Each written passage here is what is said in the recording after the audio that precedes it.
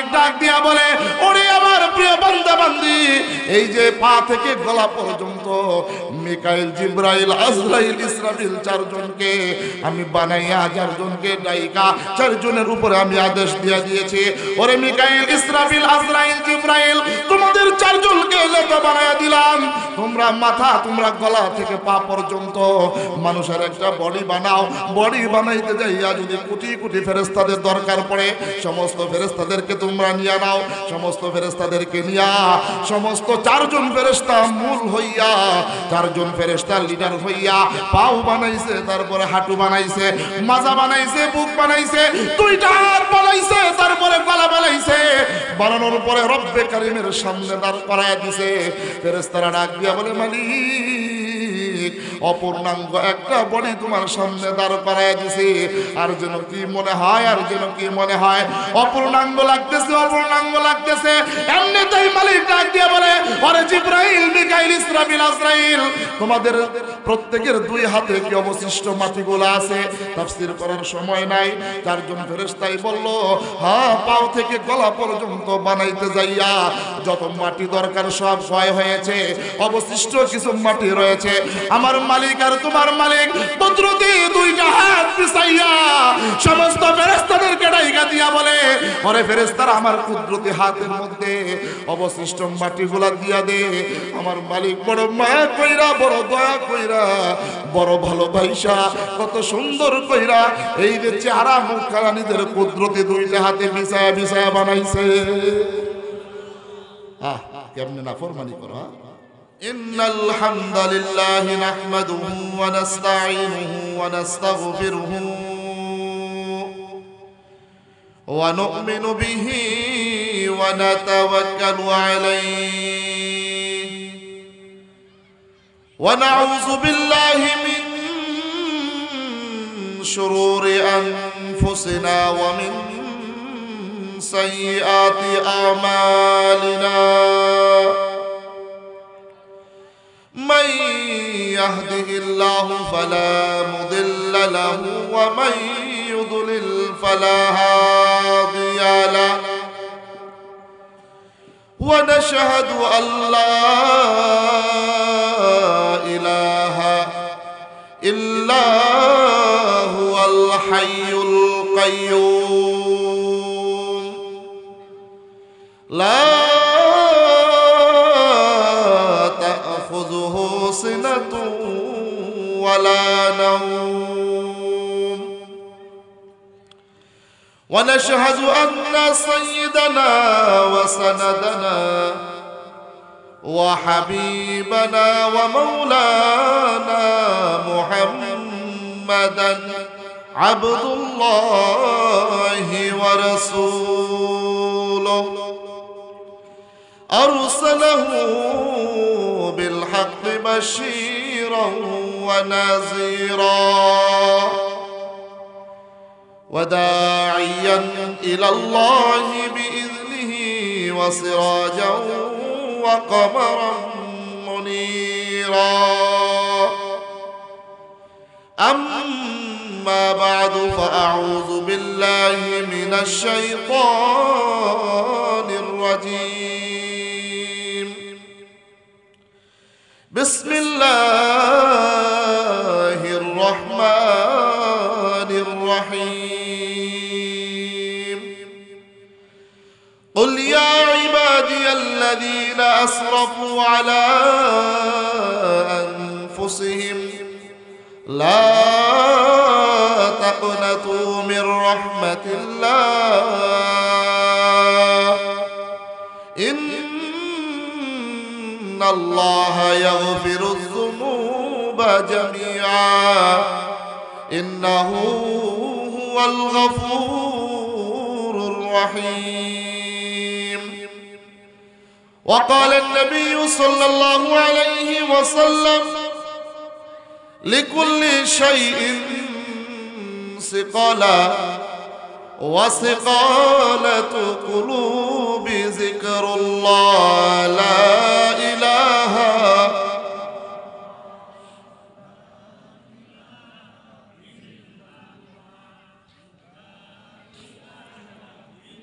একটা জবান বন্ধ রাখবেন না, জবান খুলে খুলে বলেন লা ইলাহা।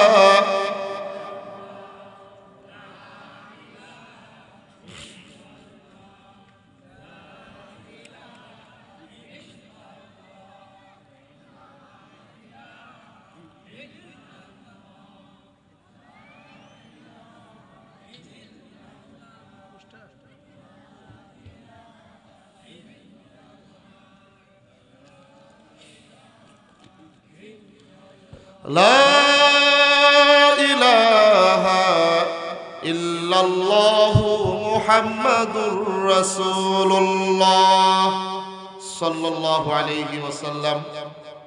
বড় রাজপাড়া উত্তরহাটি ইসলাম প্রিয় যুব সমাজের উদ্যোগে 17তম বার্ষিক ওয়াজ ও দোয়ার মাহফিলের সম্মানিত সভাপতি, প্রধান অতিথি, বিশেষ অতিথিবৃন্দ, বিশেষ বক্তা, উপস্থাপক, মঞ্চে উপবিষ্ট যুগের শ্রেষ্ঠ সন্তান উলামায়ে কেরাম, তলাবায়ে ইলম, আমার সামনে উপস্থিত আমার অতি কাছের, অতি নিকটের, অতি মুহাব্বতের, যাদেরকে মুহাব্বত করি, কাছে ডাকি, আমার প্রাণের স্পন্দন, আমার যুবক ভাইয়েরা, অত্র অঞ্চল সহ আগত অঞ্চল থেকে আগত মুরব্বী ওয়াজিরা, পর্দার অন্তরালে আবেদা সালিহা জাকিয়া আমার মা ও বোনেরা, আসুন মহান রব্বে কারিমের দরবারে লক্ষ কোটি শুকর আদায় করি যে আল্লাহ রাব্বুল আলামিন করোনার প্রাককালে পৃথিবীর মানচিত্র থেকে 10 লক্ষ মানুষকে জমিনের উপর থেকে জমিনের নিচে শুয়ে দেওয়ার পরেও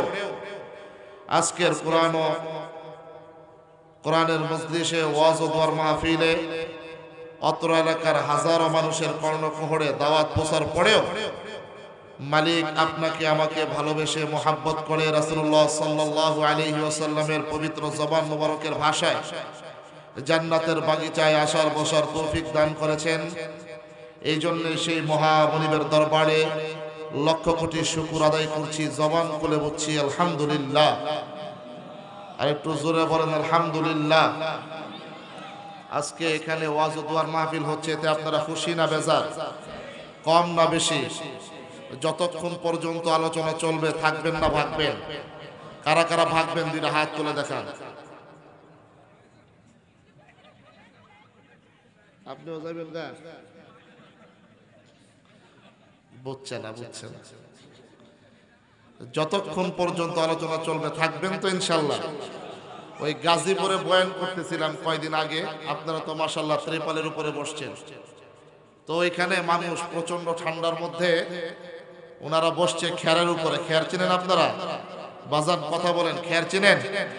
আমার ডান পাশে অনেকে কথা বলতেছে। বাচ্চারা মেহেরবানি করে কথা বলেন না। ভলেন্টিয়ার যুবক ভাইরা আপনারা বাচ্চাদেরকে থামায় দেন, একদম থামায় দেন। আর এই যে দুলাভাই, এই যুবক ভাইরা মাঠের ভিতরে একবার স্টেজের বরাবর মেলা চলে আসছে, অগোছালো হয়ে গেছে অনেক কিছু। যুবক ভাইরা মেহেরবানি করে ঢুকে পড়েন। তো ওখানে বয়ান করতেছিলাম, বলছিলাম যদি কেউ দাঁড়ায় তাহলে তার লুঙ্গি টেনে ধরবে। তো প্রত্যেকটা মজলিসেই দেখবেন কিছু টেন্ডুল মার্কা পোলাবেন থাকে, কথা কোন ঠিক কিনা? তো এক মুরব্বী দাঁড়াইছে, পলেস্টার কাপড়ের লুঙ্গি পরা ছিল। পলেস্টার কাপড় চিনেন নি আপনারা? চাচাই চিনছে মাশাআল্লাহ। তো ওই টেন্ডুল কারখা পোলাকে হুজুরে কইছে কেউ দাঁড়াইলে লুঙ্গি টাইনা ধরতে। তো মুরব্বী দাঁড়াইছে, লুঙ্গি টাইনা ধরছে, লুঙ্গি গেছে কইলা। যদি মুরব্বীর পাঞ্জাবি না থাকতো সদরঘাটে কয়টা নৌকা কয়টা লঞ্চ চলে সবাই দেখত। এই ভয়ে আরেক বাজানে উড়ে না। 1 ঘন্টা 2 ঘন্টা 3 ঘন্টা পেশাব, তো পেশাবের স্পিড 3 ঘন্টা। এখন মুরব্বী বড় পেরেশান হয়ে গেছে যে দাঁড়াইলে তো লুঙ্গি টান দিয়া ধরবো, এখন কি করি? তো এই পেরেশানি কিছুক্ষণ পরে মুরব্বী মানুষ তো বুদ্ধি খাটাইল। এখন না আমরা চামড়া জুতা পরি, এরপর অ্যাপেক্স জুতা পরি, বাটা জুতা পরি, কত রকমের কত জুতা পরি। এখন মাঝে মধ্যে দেখা যায়, আমরা আগের সময় দেখছি আমাদের চাচাদেরকে, আমাদের দাদাদেরকে, নানাদেরকে দেখছি কালো নৌকা মার্কা জুতা ছিল, কালো লাল, কথা কোন ঠিক কিনা? তো ওই মুরব্বীর জুতা হইলো কালো মার্কা জুতা। খেরাতে বাই করে কলেস্টার লুঙ্গির পিছনে, লুঙ্গির ভিতরে ওই কালো জুতা ঢুকাই দিছে। তো জুতা ঢুকাই দিছে, 3 ঘন্টার পেশাব। বুঝেন না স্পিরিটটা কেমন? চেয়ার চেরায় উঠছে। তো ওই টেন্ডুল মার্কা চাচাকে কথা কইস না 3 ঘন্টা। এই ধরনের যদি কোনো সমস্যা থাকে, বাতের ব্যথা, এরপরে ডায়াবেটিস, হ্যাঁ ইত্যাদি, এই ধরনের যদি কোনো সমস্যা থাকে, মোনাজাতের আগে এদের ছুটি, নচেত এখন ওয়াদা দিতে হবে, মোনাজাত না দিয়ে কেউ এখান থেকে উঠবো না। ওয়াদা দিতে পারবেন তো ইনশাল্লাহ? পারবেন তো ইনশাল্লাহ? লিল্লাহে তাকবীর, জোরে লিল্লাহে তাকবীর। রাজি আছেন তো ইনশাল্লাহ? শয়তান 3 জায়গার মধ্যে খোঁচা দেয়, এর মধ্যে এক জায়গা হলো কোরআন মাহফিলের মজলিসে মাঝখানে যদি ফাঁকা জায়গা থাকে, এখানে শয়তান এসে খোঁচা দেয়, আরে ওয়াজ কি শুনবি, ওঠ আজকে তো 31 নাইটে, ওঠ একটু মজা করবি। তো শয়তানকে যারা খুশি করাইতে চান তারা সামনের মাঝখানে জায়গা ফাঁকা করে বসে থাকেন, আর যারা মালিককে খুশি করাতে চান মেহেরবানি করে নিজের সামনের ফাঁকা জায়গাগুলো পূরণ করে ফেলেন, যারা আমার মালিককে খুশি করাতে চান। আর যারা চান শয়তান খুশি থাকুক আমার উপরে, তাহলে তারা সামনের জায়গাগুলো ফাঁকা করে বসে থাকেন। জোরে তাড়াতাড়ি লা ইলাহা,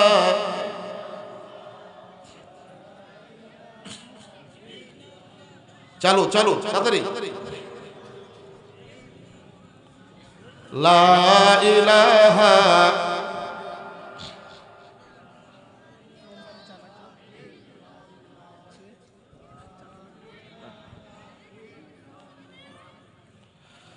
লা ইলাহা ইল্লাল্লাহু মুহাম্মাদুর রাসূলুল্লাহ। জবান খুলে একবার বলেন তো আল্লাহু আকবার। হয় নাই জবান খুলে বলেন তো আল্লাহু আকবার। লিল্লাহে তাকবীর। আল কোরআনের আলো ঘরে বাইরে জালো। রাজি আছেন তো ইনশাআল্লাহ?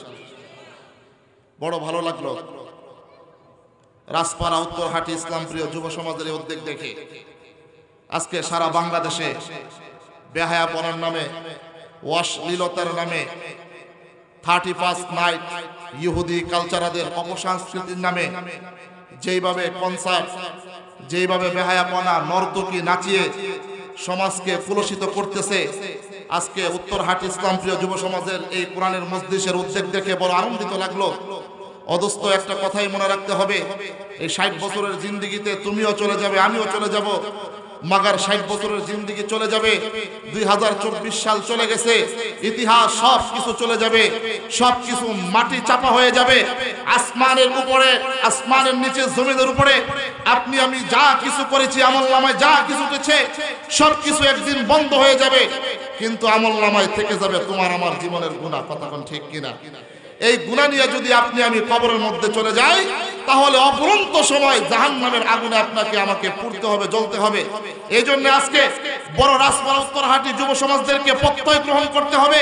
শুধু 2024 সাল নয়, এই পৃথিবীর মানচিত্রে যতদিন তুমি আমি জীবিত থাকবো, আমার এলাকায়, আমার গ্রামে তথা বাংলার জমিনে কোন প্রান্তে, এলাকায় এলাকায়, মহল্লায় মহল্লায়, গ্রামে গ্রামে অপসংস্কৃতি, ইসলাম বিদ্বেষী কোন কর্মকাণ্ড হতে দেওয়া হবে না, হবে না, হবে না। ঠিক কিনা বলে?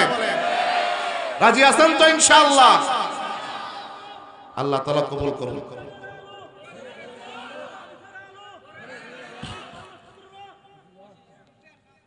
আরে বাবা রে, এর লাগে তো এখন হারবাল, কলিকাতা হারবাল, সারাদিন সারা রাত মোবাইল দেখিয়া সকালবেলা জামাইয়ের বাড়ি থেকে বউ জায়গায় বাপের বাড়ি।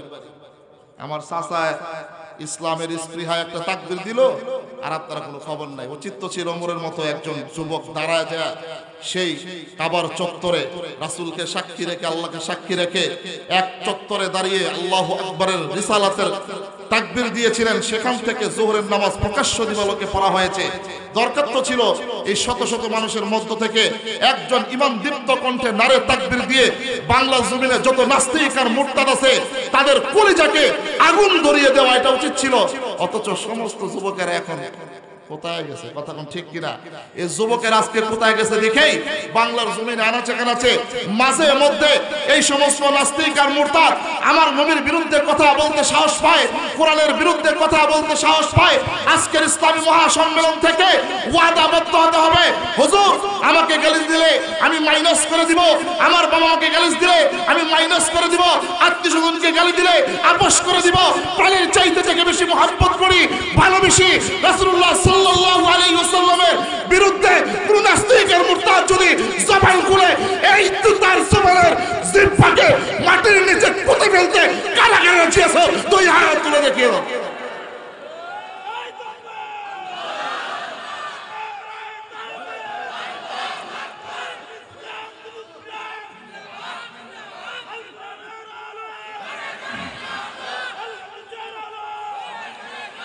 আমরা জানি, আমার বাংলা মায়ের যুবকের আমরা জানি ঠিক মতো নামাজের সময় নামাজ পড়ে না, রোজার সময় রোজা রাখে না, পিতা মাতার কথা শোনে না, দাঁড়িয়ে দাঁড়িয়ে পেশাব করে, তারা ইসলামকে কবি ভালোবাসে। কিন্তু আমরা জানি এই বাংলার জমিনে যুবকদের অন্তরে নবীর যে ভালোবাসা আছে, আবারও যদি এই স্বাধীন বাংলায় কোন নাস্তিক আর মুরতাদ মাদ্রাসা মসজিদের বিরুদ্ধে কথা বলে, উলামায়ে কেরামের বিরুদ্ধে কথা বলে, কোরআনের বিরুদ্ধে কথা বলে, আলেম উলামাদের বিরুদ্ধে কথা বলে, তার জিহ্বা ছেড়ে এই রাজপাড়া উত্তরহাটি কুত্তা দিয়ে খাওয়াইতে কারা কারা জিয়েছো, আমার মালিককে দুই হাত তুলে দেখিয়ে দাও।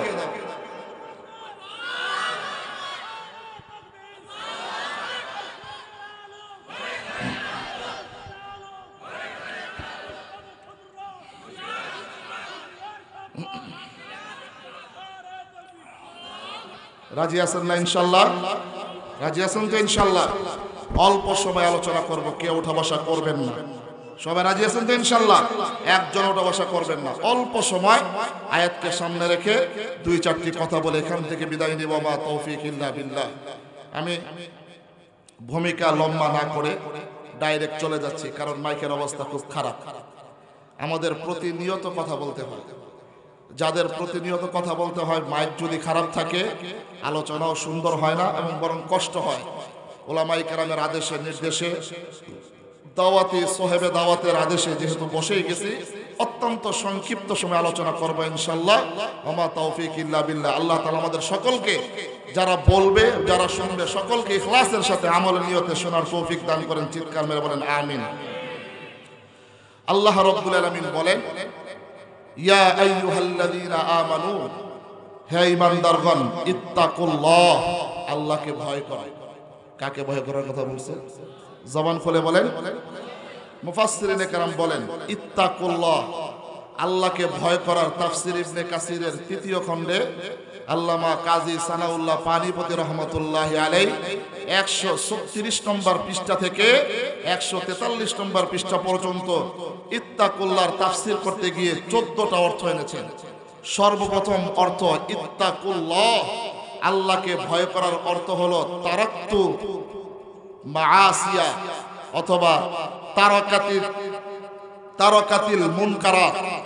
যত গুনাহ আছে, যত অপরাধ আছে, যত পাপিষ্ঠ আছে, যত প্রকার গুনাহের আসবাব আছে, এই সমস্ত গুনাহের আসবাব থেকে নিজেকে পবিত্র রাখা, পরহেজ রাখা, নিজেকে বেঁচে থাকার নামই অর্থই হলো ইত্তাকুল্লাহ। কাকে ভয় করা? একটু জোরে বলেন না। রাত্রে 2টা বাজে, আমি এই কথা প্রায় সময় বলি, প্রত্যেকটা যুবক দিলের কানটা দিয়ে শুনবেন। রাত্রে 2টা বাজে ডানে তাকায় দেখে মা ঘুমায় গেছে, বামে তাকায় দেখে বাবা ঘুমায় গেছে, আত্মীয় স্বজন পাড়া প্রতিবেশী সকলেই ঘুমায় গেছে, এলাকা বড় নিস্তব্ধ হয়ে গেছে। তখন সে মোবাইলটা বের করে ঠাটা চালু করে সে নর্তকীর নাচ দেখতে থাকে, সে গান বাজনা দেখতে থাকে, অথবা অবৈধ মেয়ের সাথে প্রেমালাপ শুরু করে দেয়। অথচ আল্লাহ তাআলা বলেন আলাম ইয়ালাম বিআন্নাল্লাহা ইয়ারা, ও আমার বান্দা, তুমি রাতের আধারে নিজেকে গোপন করে আড়াল করে সবার থেকে গুনাহের মধ্যে লিপ্ত হয়ে গেছো। তুমি কি জানো না? আলাম ইয়ালাম বিআন্নাল্লাহা ইয়ারা, এই পৃথিবীর সমস্ত মানুষের চক্ষু আড়াল থেকে নিজেকে গোপন করতে পারলেও একজনের কাছ থেকে নিজেকে গোপন করতে পারবে না। সে কে? জবান খুলে বলেন, সে কে? আল্লাহ তাআলা বলেন বিআইউনিনা। মুফাসসিরিনে কেরাম বলেন যে হ্যাঁ আল্লাহ কেমনে তাকায় থাকে। সমাজের মানুষ দেখবেন আপনাকে আমাকে দেখে দূরবীন দ্বারা, সমাজের মানুষ আপনাকে আমাকে দেখে সিসি ক্যামেরার দ্বারা, সমাজের মানুষ আপনাকে আমাকে দেখে ভিডিও কলের দ্বারা। আল্লাহ রাব্বুল আলামিন নিজেই বলেন বিআইউনিনা, বান্দা তুই যখন গুনাহের কাজে লিপ্ত হস, গুনাহ করস, বান্দা স্বয়ং আমি আমার কুদরতি চোখ দ্বারা তোর দিকে তাকায় থাকি। চিৎকার মেরে বলেন সুবহানাল্লাহ। আল্লাহ রাব্বুল আলামিন কালামুল্লাহ শরীফের মধ্যে ইরশাদ করেন ওয়ালা তাকরাবুল ফাওয়াহিশা মা যাহারা মিনহা ওয়া মা বাতান। আল্লাহ রাব্বুল আলামিন বলেন কিয়ামত পর্যন্ত আনেওয়ালা বান্দা বান্দিরা ওয়ালা তাকরাবুল ফাওয়াহিশা, অশ্লীলতার ধারে কাছেও তোমরা যেও না, গুনাহের ধারে কাছেও তোমরা যেও না, মা যাহারা মিনহা ওয়া মা বাতান, প্রকাশ্যেও যেও না, গোপনেও যেও না। এই আদেশ কার? আরেকটু জোরে বলেন। আল্লাহ রাব্বুল আলামিন বলেন ও বান্দা বান্দি আমি তোমাদের দিকে তাকিয়ে আছি। শুধু তাই নয়, আল্লাহ রাব্বুল আলামিন বলেন প্রকাশ্যেও তোমরা গুনাহ করিও না, গোপনেও তোমরা গুনাহ করিও না। আরে গুনাহ বড় মারাত্মক জিনিস। 2024 চলে গেছে, 2024 সালে আপনি যত পাওনা আছে সব কিছু লেনদেন করতে পেরেছেন, সব কিছু সমাধান করতে পেরেছেন। এই 2024 সালে হয়তো আপনার জীবনে আপনার বাবা আপনার কাছ থেকে চলে গেছে, আপনার মা আপনার কাছ থেকে চলে গেছে, ব্যবসা বাণিজ্য লস খেয়ে ফেলেছেন, পরীক্ষায় উত্তীর্ণ হতে পারেন নাই, কত কিছু আপনার জীবনে ঘটে গিয়েছে। সব কিছুর মুআমালা, সব কিছুর সমাধান এই জমিনের মধ্যে আপনি করেছেন। আমার মালিক ডাক দিয়া বলে আহারে বরফের মতো পানি যেইভাবে গলতে গলতে বরফ শেষ হয়ে যায়, তোমার জীবনের আয়ুটা এইভাবে বরফের পানির মতো গলতেছে গলতেছে গলতেছে গলতে গলতে 2024 সালের শেষ রাত্রে দাঁড়ায়া একটা ওয়াদা কি দিতে পারবা হুজুর? 2024 সালে জমিনের উপর দাঁড়ায়া জীবনের সব মুআমালাগুলোকে সমাধান করলাম, কিন্তু চোখ দ্বারা যেই গুনাহ করলাম, কান দ্বারা যেই গুনাহ করলাম, আরে জবান দ্বারা যেই গুনাহ করলাম, হাত দ্বারা যেই গুনাহ করলাম, পাও দ্বারা যেই গুনাহ করলাম, তথা মাথা থেকে পাতা পর্যন্ত যেই গুনাহ করলাম, এই গুনাহ না মিঠাইয়া, এই গুনাহ থেকে নিজেকে পবিত্র না কইরা, এই গুনাহ থেকে নিজেকে না পবিত্র কইরা যদি তুমি আমি আজকের রাত্রে আমার মরণ হয়ে যায়, মালিকের কবরে যাওয়ার পরে জাহান্নামের আগুন কিন্তু তোমাকে আমাকে ছাড়বে না। আমার মালিক ডাক দিয়া বলে ওরে আমার প্রিয় বান্দা বান্দি, এই যে পা থেকে গলা পর্যন্ত মিকাইল, জিবরাইল, আজরাইল, ইসরাফিল চারজনকে আমি বানাইয়া চারজনকে ডাইকা চারজনের উপরে আমি আদেশ দিয়ে দিয়েছি, ওরে মিকাইল, ইসরাফিল, আজরাইল, জিবরাইল তোমাদের চারজনকে লেখা বানাইয়া দিলাম। তোমরা মাথা, তোমরা গলা থেকে পা পর্যন্ত মানুষের একটা বডি বানাও। বডি বানাইতে যাইয়া যদি কোটি কোটি ফেরেশতাদের দরকার পড়ে, সমস্ত ফেরেশতাদেরকে তোমরা নিয়ে নাও। সমস্ত ফেরেশতাদেরকে নিয়া সমস্ত চারজন ফেরেশতা মূল হইয়া, চারজন ফেরেশতা লিডার হইয়া পাও বানাইছে, তারপরে হাঁটু বানাইছে, মাজা বানাইছে, বুক বানাইছে, দুইটা হাত বানাইছে, তারপরে গলা বানাইছে। বানানোর পরে রব্বে কারিমের সামনে দাঁড় করায় দিছে। ফেরেশতারা ডাক দিয়া বলে মালিক অপূর্ণাঙ্গ একটা বডি তোমার সামনে দাঁড় করায় দিছে, আর যেন কি মনে হয়, আর যেন কি মনে হয় অপূর্ণাঙ্গ লাগতেছে, অপূর্ণাঙ্গ লাগতেছে। এমনিতেই মালিক ডাক দিয়ে বলে ওরে জিবরাইল, মিকাইল, ইসরাফিল, আজরাইল তোমাদের প্রত্যেকের দুই হাতে কি অবশিষ্ট মাটিগুলো আছে? তাফসীর করার সময় নাই। চারজন ফেরেশতাই বলল হ্যাঁ, পাও থেকে গলা পর্যন্ত বানাইতে যাইয়া যত মাটি দরকার সব ক্ষয় হয়েছে, অবশিষ্ট কিছু মাটি রয়েছে। আমার মালিক আর তোমার মালিক কুদরতি দুইটা হাত পিছাইয়া সমস্ত ফেরেশতাদেরকে ডাইকা দিয়া বলে ওরে ফেরেশতারা আমার কুদরতি হাতের মধ্যে অবশিষ্ট মাটিগুলা দিয়া দে।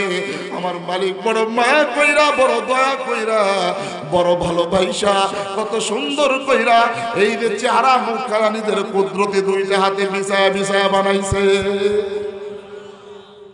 কেমনে না ফরমানি করো, ওই মালিকের সাথে কেমনে না ফরমানি করো। অদোস্ত তাফসীরের কিতাবের ভিতরে লেখে মালিক যখন এই চেহারা বানায় সর্বপ্রথম মালিক কপালটাকে বানাইলেন। আল্লাহু আকবার। ফেরেশতারা জিজ্ঞাসা করলেন, ওগো মালিক, আমরা তো গলা পর্যন্ত বানাইছি, বাকি অংশটাও আমরা বানাইতে পারতাম, আপনি কেন সর্বপ্রথম কপালটা বানাইলেন? এরপরে গাল বানাইছে, দ্বিতীয় নম্বরে কান বানাইছে, চতুর্থ নম্বরে নাক বানাইছে, পঞ্চম নম্বরে থুতি বানাইছে, ষষ্ঠ নম্বরে জবান বানাইছে। ফেরেশতারা জিজ্ঞাসা করলো, মালিক আপনি কেন এই 6 অবশিষ্ট একটা অঙ্গ আপনি নিজের কুদরতি হাতে বানাইলেন? আমার আপনার মালিক ডাক দিয়া বলে, ওরে ফেরেশতারা রে, তোমরা তো বলেছিলে দুনিয়াতে মানুষ সৃষ্টি করতে নিষেধ করেছিল, এই মানুষগুলা দুনিয়ার মধ্যে আইসা রাজপাড়া উত্তরহাটি এই এলাকার ভিতরে বসবাস কইরা আমার হুকুম মানবে না, নামাজ পড়বে না, রোজা রাখবে না, যাকাত দিবে না, আহারে খুন খারাপি করবে, মারামারি করবে, কাটাকাটি করবে, রাহাজানি করবে, জানিবে জিনা বিচার করবে, মিথ্যা কথা বলবে, গুনাহ করবে। এই সব কিছু করার পরে মানুষগুলা কনকনে শীতের ভিতরে আহারে ওযু বানাইয়া ফজরের আজানের পরে সুন্নত পয়রা ইমামের পিছনে দাঁড়ায়া যখন বলবে আল্লাহু আকবার, বলেন না সর্ববড় কে? একটু জবান খুলে বলেন না সর্ববড় কে? মালিক ডাক দিয়ে বলে, ফেরেশতারা এই প্রতিনিধি মানুষগুলা যখন আল্লাহু আকবার আমি মালিক বড় বলে বলে যখন হাত বেঁধে বেঁধে সূরা ফাতিহা তেলাওয়াত করবে, সর্বপ্রথম আমার প্রশংসা করবে, আলহামদুলিল্লাহি রাব্বিল আলামিন। সূরা ফাতিহা শেষ করার পরে আবার আল্লাহু আকবার বলে রুকুর মধ্যে চলে যাবে। তাফসীর ইবনে কাসিরের ভিতরে লেখে, বুখারীর বর্ণনার মধ্যে আসছে, আল্লাহু আকবার বলে বান্দা বান্দি যখন আল্লাহ রাব্বুল আলামিনের কুদরতি সিজদায় লুটে পড়ে যাবে, যেই মাত্র কুদরতি সিজদায় লুটে পড়ে যাবে, সঙ্গে সঙ্গে আল্লাহ রাব্বুল আলামিনের কলিজার হাত দিয়া দুইটা কুদরতি হাত বান্দা বান্দির পিঠের ভিতরে ভোলায়া শুরু করে দিবে। আর একটু জোরে বলেন না সুবহানাল্লাহ। বান্দা বান্দি যখন মালিকের কুদরতি পায়ের মধ্যে যাইয়া সুবহানা রাব্বিয়াল আলা, সুবহানা রাব্বিয়াল আলা আল্লাহর প্রশংসা শুরু করে দিবে, আল্লাহ রাব্বুল আলামিন মুস্কি মুস্কি হাসতে থাকবে।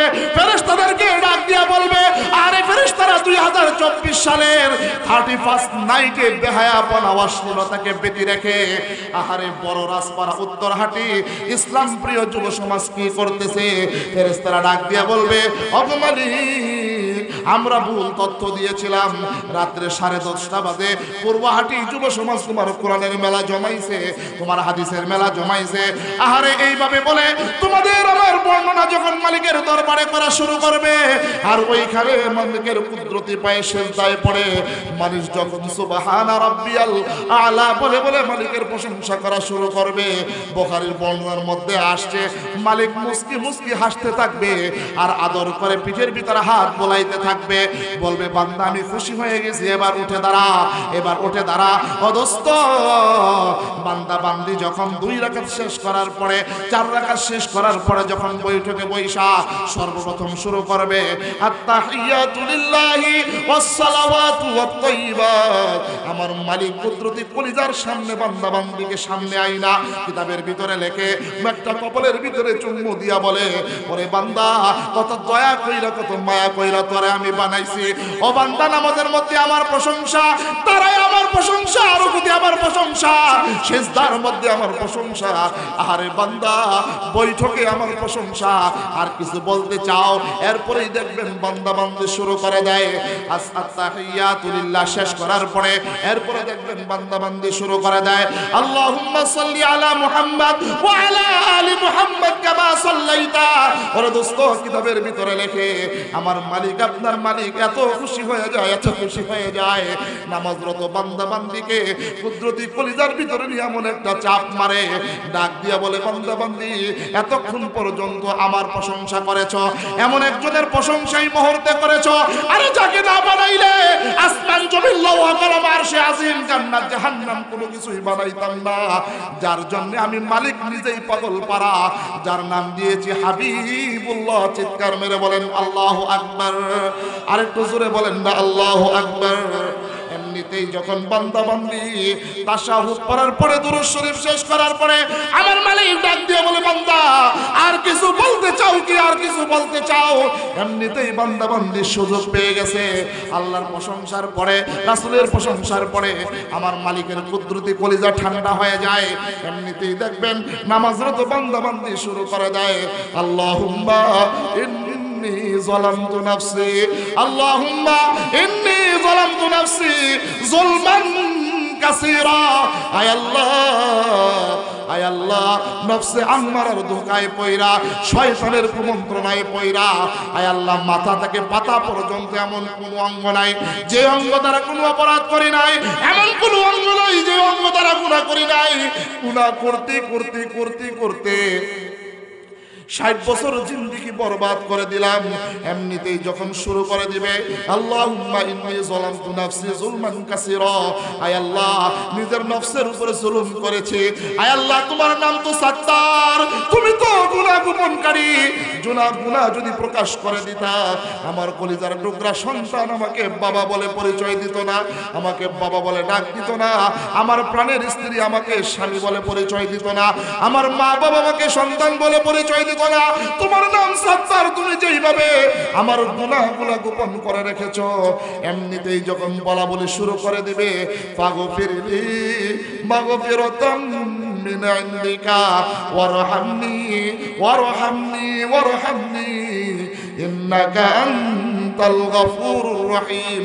আমার মালিক ডাক দিয়া বলে, ওরে আসমানের ফেরেশতারা রে, তোরা সাক্ষী থাক, আমার বান্দা বান্দি ডান দিকে সালাম ফিরিয়ে বাম দিকে সালাম ফিরানোর আগে আগে আমার বান্দা বান্দির तमाम জিন্দেগীর গুনাহ খাতাগুলি maaf করে দাও।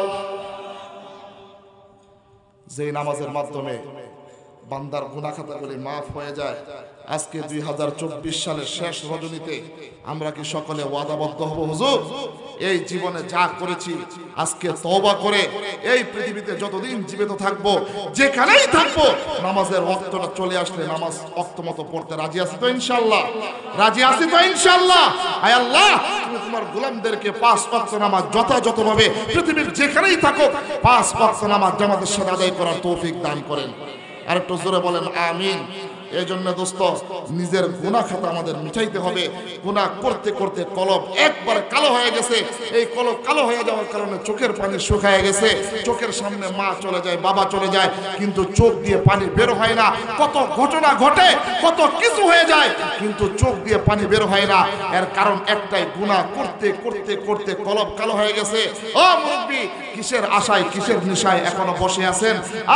একটা সময় যুবক ছিলেন, এখন বৃদ্ধ হয়ে গেছেন। মুরব্বি, নিজেকে নিজে প্রশ্ন করেন না?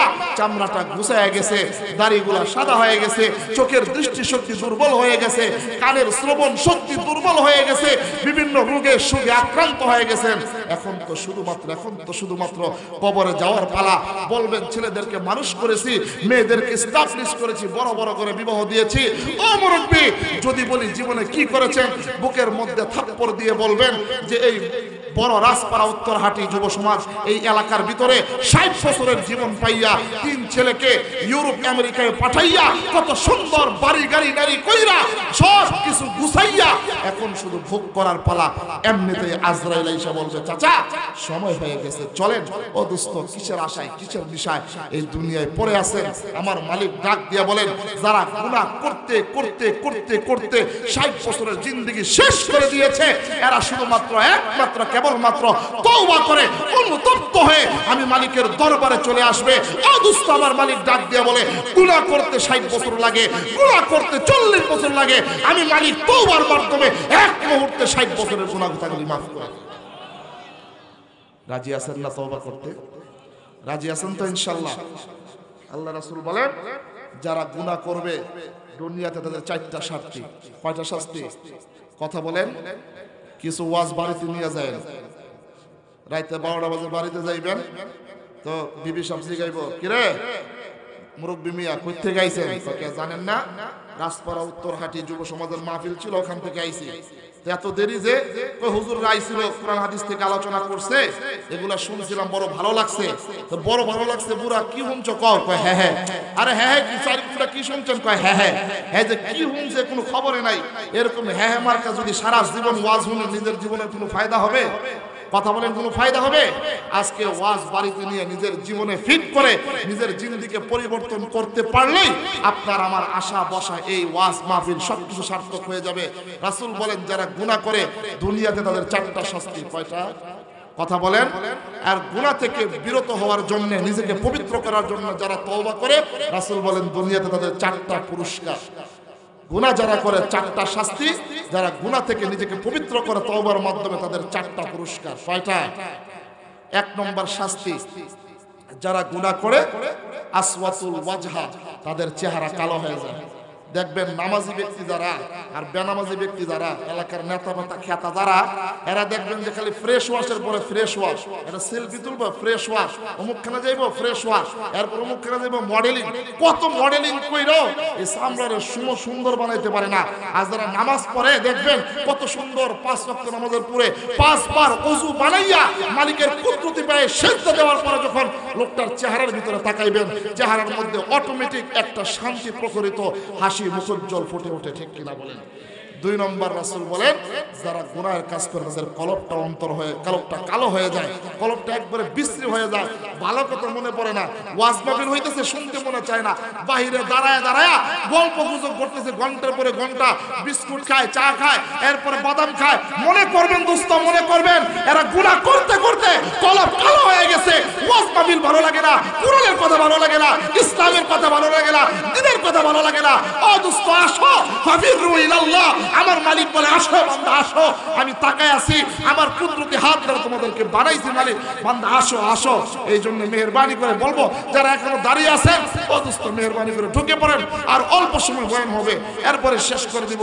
3 নম্বর শাস্তি, রাসূল বলেন 1 নম্বর চেহারা কালো হয়ে যায়, 2 নম্বর দিল কালো হয়ে যায়, 3 নম্বরে তাদের চরিত্র নষ্ট হয়ে যায়, তাদের চরিত্র নষ্ট হয়ে যায়। দেখবেন যারা গুনাহের কাজে লিপ্ত হয় এই লোকগুলো আবার দেখবেন নামাজও পড়ে, আবার দেখবেন সুদও খায়, আবার নামাজও পড়ে, ঘুষও খায়, নামাজও পড়ে, আবার মানুষের উপরে অত্যাচারও করে। কথা বল ঠিক কিনা?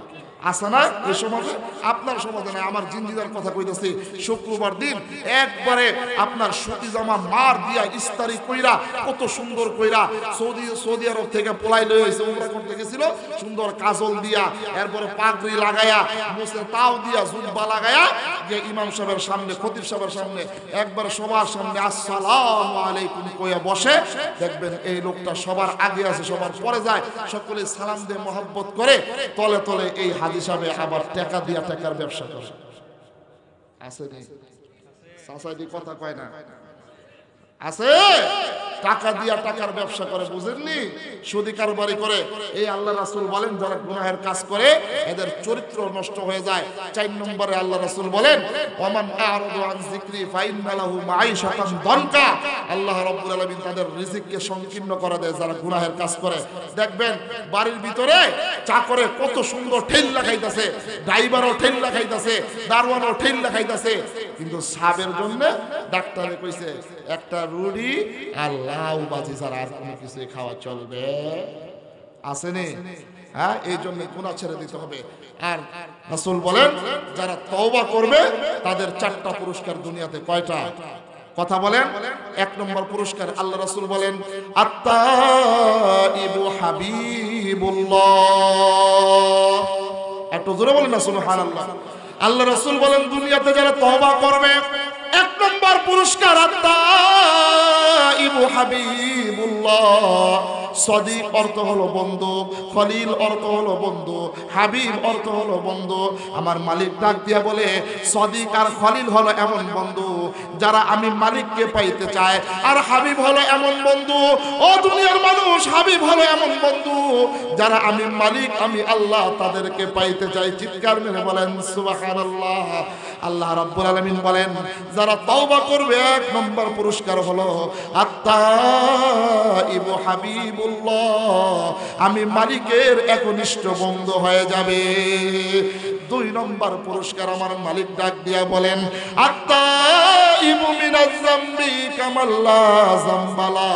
যারা দুনিয়ার জমিনে তওবা করবে, গুনাহ কাজ থেকে ফিরে আসবে, গুনাহ থেকে নিজেকে পরিত্রাণ করবে, পবিত্র করবে, পরিচ্ছন্ন করবে। রাসূল বলেন আত-তাইবু মিনাজ যামবি কামাল্লা যামবালা।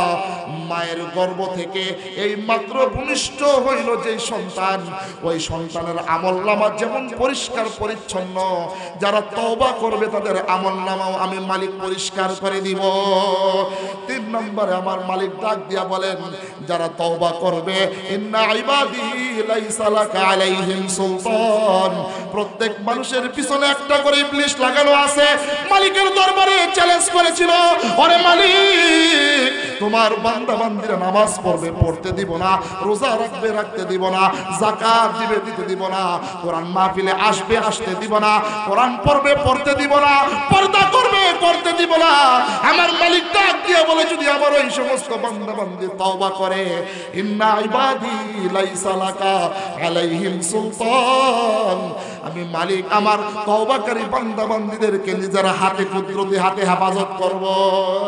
4 নম্বর পুরস্কার, যারা তওবা করবে, আমার মালিক ডাক দিয়া বলেন, ইন্নাল্লাযীনা ক্বালু রাব্বুনাল্লাহু সুম্মা ইসতাকামু তাতানাজ্জালু আলাইহিমুল মালায়েকা আল্লা তাখাফু ওয়া লা তাহজানু ওয়া আবশিরু বিল জান্নাতিল্লাতী কুনতুম তুআদুন। আমার মালিক ডাক দিয়া বলে, মরণের সময় কালিমা নসিব হইয়া মালিকের পক্ষ থেকে 2 কানে সালাম শুইরা মরতে দেরি হবে, জান্নাতের ময়দানে যেতে দেরি হবে না। রাজি আছেন না তওবা করতে ইনশাআল্লাহ? হ্যাঁ, বুখারীর বর্ণনার মধ্যে আসছে। সংক্ষেপ করে আমি এখান থেকে মেসেজ দিয়ে আমি এখানে আজকে আলোচনা শেষ করে দেব। দোস্ত, নিজের গুনাহ থেকে পরিত্রাণ করে তওবা করে আজকে রজনীতে ওয়াদাবদ্ধ হয়ে আগামীকাল ফজরের নামাজের মাধ্যমে 2025 সাল শুরু করব। আর যেন জিন্দেগিতে আমার দ্বারা গুনাহ না হয়, আর গুনাহ হইলে যেন সঙ্গে সঙ্গে তওবা হয়ে যায়, এই ইরাদা করতে রাজি আছি তো ইনশাআল্লাহ? বড় নিয়ামতের বিষয়, বড় সুসংবাদের বিষয় যে আজকে এই এলাকার ভিতরে কত সুন্দর একটা হাজার হাজার লক্ষ লক্ষ টাকা খরচ করে আমার যুবক ভাইয়ের এলাকার মুরব্বীরা কত সুন্দর একটা কোরআনের মেলা মিলাইছে। অথচ এই মুহূর্তে আপনি খবর নিয়ে দেখেন, ঢাকা সহ বাংলাদেশের বিভিন্ন আনাচে কানাচে গুনাহের সাইলাব হয়ে গেছে। গুনাহের কারণে আর 31 নাইটের মাধ্যমে অশ্লীলতার বেহায়ার কারণে মানুষের সমাজের চরিত্রগুলো নষ্ট হয়ে যাচ্ছে, যুব সমাজ একবারে উশৃঙ্খল হয়ে যাচ্ছে। অথচ আপনারা এই সব কিছুকে বেঁধে রেখে আজকে এমন একটা দিনে এত সুন্দর একটা কোরআনের মেলা বসাইছেন। ও দোস্ত, আজকে আমরা, আমার মনে হয় আমার দিন সাক্ষী দেয়, আজকের দোয়া মালিক কবুল করে ফেলবে।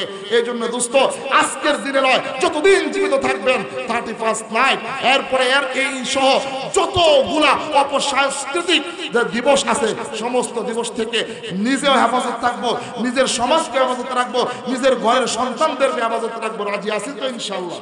রাজি আছে তো ইনশাআল্লাহ? এটা মুসলমানের কোনো কালচার না।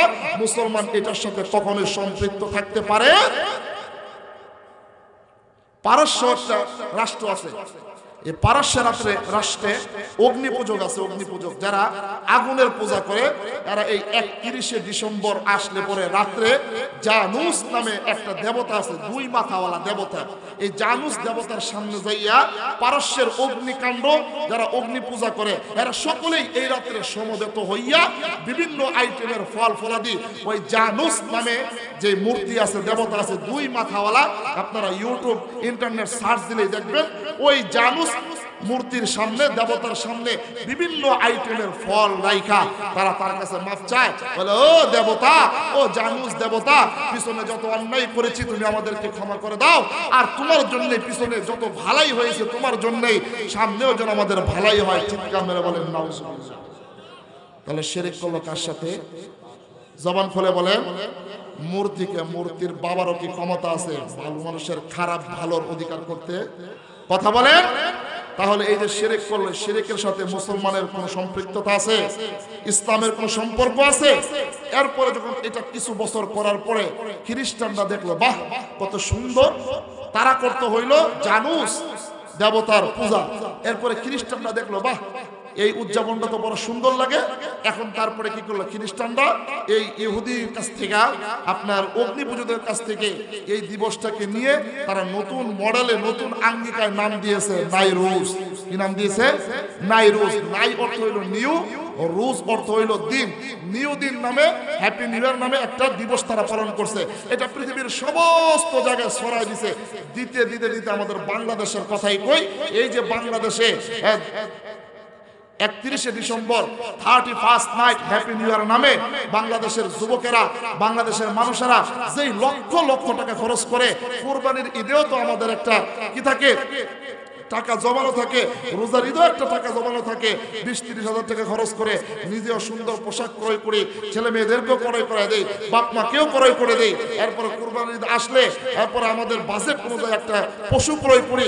কিন্তু এই 31st নাইট ইসলাম প্রিয় যুব সমাজেরা, মুসলমানের সন্তানেরা কলিজা ছিঁড়ে যায়, লক্ষ লক্ষ টাকা খরচ করে আতশবাজি ফুটায়, ফানুস উড়ায়, 31st নাইটের নামে বেহায়াপনা, অশ্লীলতা, ডিজে পার্টি করে। খোদার কসম করে বলি, যেই সমাজের ভিতরে আজকের রাত্রিতে ডিজে পার্টির নামে বেহায়াপনা, অশ্লীলতা হবে, খোদার কসম করে বলি, ওই সমাজে কখনোই আল্লাহর রহমত বর্ষণ হতে পারে না। ঠিক কিনা বলেন?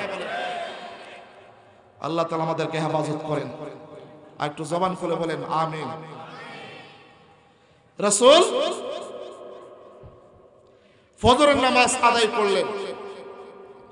ফজরের নামাজ আদায় করার পরে হযরত ওমর ইবনুল খাত্তাব রাদিয়াল্লাহু তাআলা আনহুর সাথে সাক্ষাৎ করলেন। হযরত ওমর ইবনুল খাত্তাব রাদিয়াল্লাহু তাআলা আনহু রাসূলকে বললেন, ইয়া রাসূলুল্লাহ, আমি কিছু বাজার সদাই নিয়ে বাড়িতে যাব, বাজার সদাই নিয়ে বাড়িতে রেখে আপনার হুজরা মুবারকে যাব, আপনার সাথে আমার কিছু মাসআলা বিষয়ে কথা আছে। রাসূল বললেন, ঠিক আছে ওমর, যাও, তুমি বাড়িতে যাও।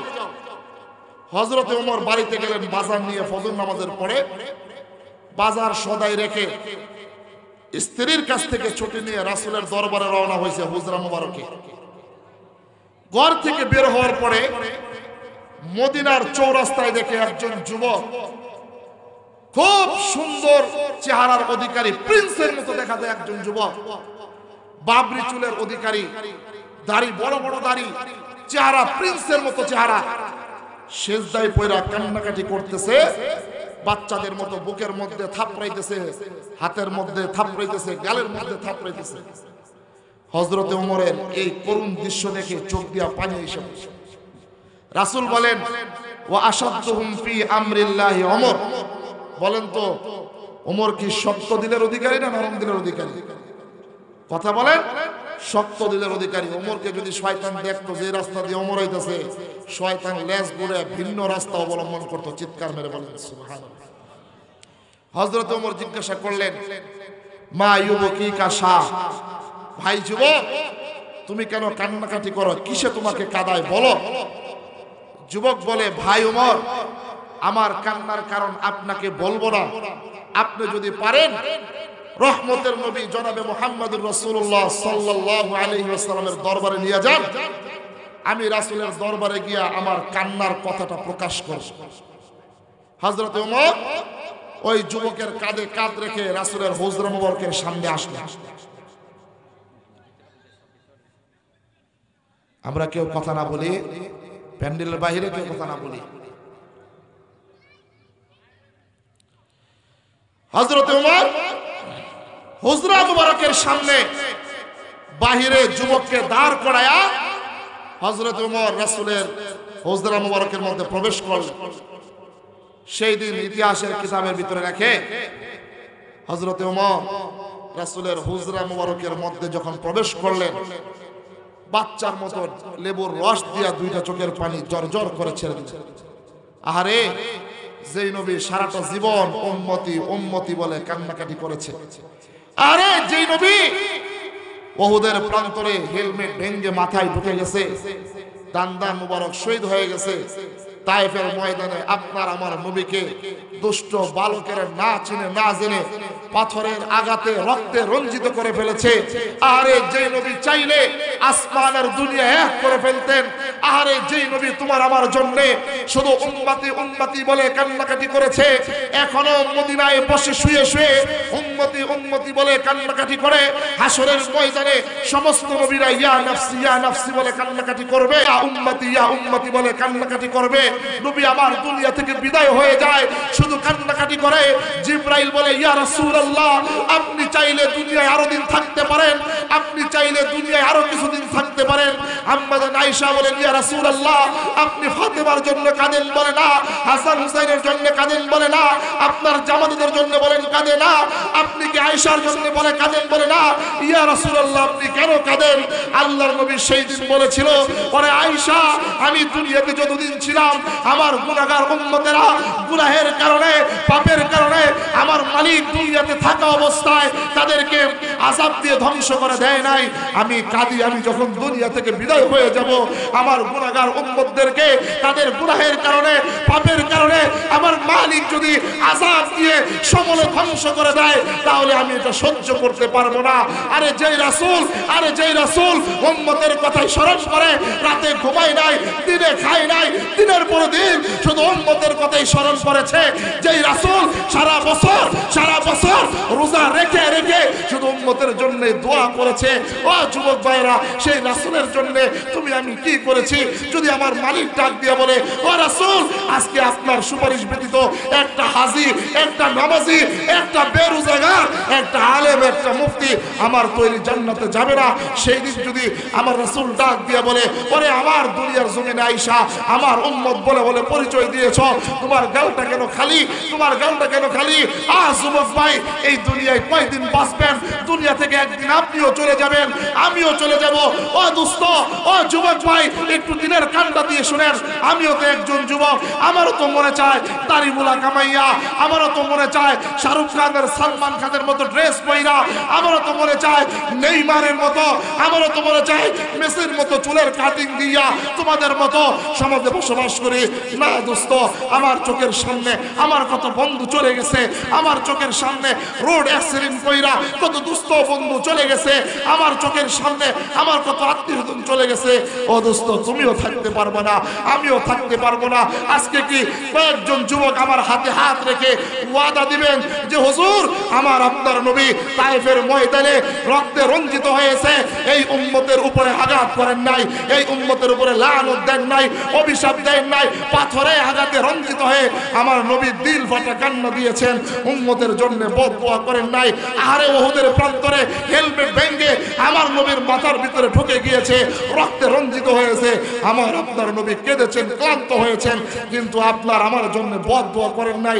আজকে কি আছেন কয়েকজন যুবক দাঁড়ায় বলবেন, হুজুর আজকে তওবা করতেছি, 2024 সালের শেষ রজনীতে আজকে দাঁড়ায়া শত শত মানুষকে সাক্ষী রাইখা আমার মালিক আজকে শেষ আসমানের নিচে লক্ষ লক্ষ ফেরেশতাদেরকে রাইখা সিসি ক্যামেরা ফিট কইরা তাকায় আছে যে আজকে রাজপাড়া উত্তরহাটি যুব সমাজ মাহফিল মিলাইছে, দেখি কোন যুবকটা আমার রাসূলকে ভালোবাসতে চায়। আজকে কে আছে? কয়েকটা যুবক ওয়াদা দিবা আমার হাতে হাত রাইখা, হুজুর এই গালে খুর লাগায়া আমার নবীজির কলিজায় আঘাত দিছি, এই গালে খুর লাগায়া আমার নবীজিকে কষ্ট দিছি, হুজুর দুনিয়াতে যতদিন থাকি থাকবো, যতদিন বাঁচি বাঁচবো, আর কোনোদিন এই গালের ভিতরে খুর লাগায়া আমার নবীর কলিজায় আঘাত দিব না, এই গালের ভিতরে খুর উঠাই না, আমার নবীজিকে কষ্ট দিব না।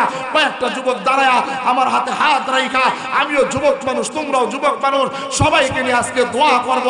অদুস্থ কোন যুবক আছেন দাঁড়ায়া বলবেন, আজকে ওয়াদা দিবেন, সমস্ত লজ্জা শরম ভেঙ্গে দাঁড়ায়া ওয়াদা দিবেন, হুজুর 2024 সালের শেষ রজনীতে হাজার হাজার মানুষের সামনে সমস্ত লজ্জার শরমকে ভেঙ্গে আমার মালিকের সন্তুষ্টি চিত্তে আমার রাসূলকে পাওয়ার জন্য, রাসূলের মুহাব্বত আর ইশক নিজের দেহের মধ্যে ফিট করার জন্য আমি ওয়াদা দিতেছি, আমি আর জীবনে গালের ভিতরে ফুল লাগাবো না, আমি আর জীবনে গালের ভিতরে ফুল লাগায়া আমার নবীকে কষ্ট দিব না। কোন কোন যুবক আছে একটু দাঁড়ায় যাও, কোন কোন যুবক আছে একটু দাঁড়ায় যাও, আমি তোমাদের জন্য প্রাণ ভরে দোয়া করব। কোন কোন যুবক আছে দাঁড়ায় যাও, কয়েকটা যুবক দাঁড়ায় যাও। ও দোস্ত, কোনো লজ্জার কোনো কারণ নাই, দাঁড়ায় যাও যুবক, দাঁড়ায় যাও, দাঁড়ায় যাও। তোমার জন্য আজকে আমি প্রাণ ভরে দোয়া করব। মুরব্বীরাও দোয়া করবে যে হ্যাঁ, আমার সোনার সন্তানরা আজকে যদি একটা দুইটা পাঁচটা 10টা যুবক যদি আজকে ওয়াদা দিতে পারে, তাহলে আজকের মাহফিল সার্থক হয়ে যাবে। অদুস্থ কোন যুবকটা আছেন দাঁড়ান, দাঁড়ান বাজান, আপনার জন্য আমি কলিজা ভরে দোয়া করব। দাঁড়ান, একটু দাঁড়ায় দেখান যে হ্যাঁ, আমার নবী এত কষ্ট করেছে এই উম্মতের জন্য, এই নামাজের জন্য, এই দিনের জন্য। হুজুর, এই গালের ভিতরে আমি আর জীবনে ফোর লাগাবো না। কোন যুবক ভাইটা আছেন দাঁড়ান, দাঁড়ান, একটা যুবক দাঁড়ান, আমি প্রাণ ভরে দোয়া করব। একটা যুবক দাঁড়ান, কোন যুবক ভাইটা আছেন দাঁড়ান, দাঁড়ান, আমি দেখতে চাই। ও যুবক, আমি দেখতে চাই। একটা যুবক আছেন দাঁড়ান, আমি আর জীবনে গালের ভিতরে ফোর লাগাবো না। একটা যুবক ভাই আছেন দাঁড়ান, দাঁড়ান, আজকে ওয়াদা দিবেন হুজুর, মরণ হয়ে যাবে, দুনিয়ার সব শেষ হয়ে যাবে, আমার নবীকে ভালোবেসে, আমার নবীকে মুহাব্বত করে এই গালের ভিতরে আমি দাড়িটা রাইখা দিলাম, আমি আর জীবনে দাড়ির ভিতরে ফোর লাগাবো না। কোন যুবকটা আছেন দাঁড়ান, আমার মালিক আসমানের উপরে তাকায় তাকায় দেখতেছেন। ও দোস্ত, আজকে তোমার জন্য প্রাণ ভরে দোয়া করে যাব। একটা যুবক কি নাই? নাই, একটা যুবক কি নাই? উত্তরপাড়া, পূর্বহাটি উত্তরপাড়া ইসলাম যুব সমাজের লিল্লাহে তাকবীর, লিল্লাহে তাকবীর।